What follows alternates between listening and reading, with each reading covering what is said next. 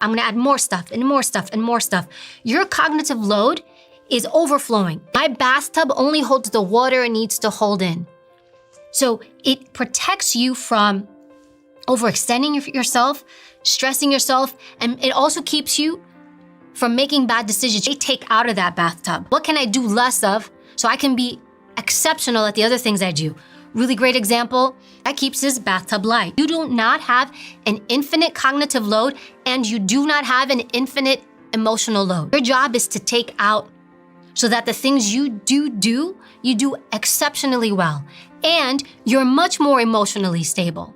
I think maybe one of the reasons why people are tempted to go back is they think that if they go back into their history and understand things, then they can change something in the present that's going to change their future. I would tell them, where are you right now?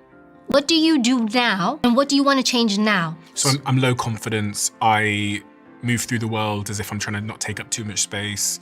So when you're used to making decisions, whether right or wrong, but when you're used to making those decisions and believing in yourself and trusting in yourself that you're making the best decision you can with the information you have at that moment, that builds confidence. I think those are the two most important things, having awareness. And honestly, just show up. It goes back to a lot of the stuff that we're saying, that sometimes overanalyzing and trying to make sense of things does you a disservice, where sometimes if you just let things be and you just move forward to try to execute, the goal is to execute and do. Progress, no matter how small, is progress, as long as you're moving in that direction. I spoke to Sir David Brailsford, who's the guy that turned the British cycling team around, and he told me that when he went in there and those cyclists were like down and out and depressed and winning nothing, one of the first things he did was ban them from thinking about the podium. This phrase called pedals over podium, based on everything he said to me, which is he got his riders to think about the pedals in front of him, just the rotation of the pedals, and not whether they were cycling fast enough to win the gold or needed to speed up.